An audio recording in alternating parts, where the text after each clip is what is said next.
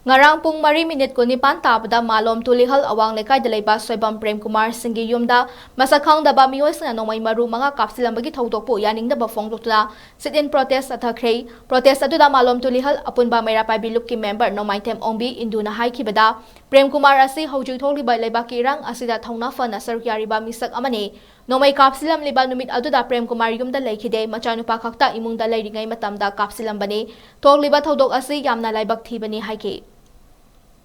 Marang tang tere leba po panumita sobyong nupa macha singha Malom Tulihan da leba sigi yumda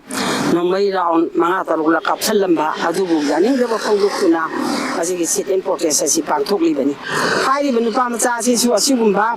leba ki thawam masida yam kana saruk yaba adugumba misa amani masum imung adu da nong may raon mga taru kapsalamba hai basia yamna laibak tibani maji khanda ba wat pani hana loba yai akan bala lama thengnani ngai marak da masigi ona taina bada akoi praja masel singi marakta amaga kanna ba phuna ba chaina ba si mina pau taraga yam kumai oina aduga yam kalapena ne ba akoi masengi marakta nungai na da ba thok ba si we divided we fall we unite we stay do koi kudimana ningjing mina se haba hari ba si uma thok do se praja bayam da awa ba pi bani haina lawi praja miyam hai ba se isor gi sakti ga chamala bani adum ba praja miyam na yam asaw ba yaning da ba aduga yam na nungai taba po pataragadi nokoy na tawli thabo de sone yaro eba adu khanna akoi masense amaga fajana lingjen manana akoi na phangna na patali pa na masi phangna hona mina seba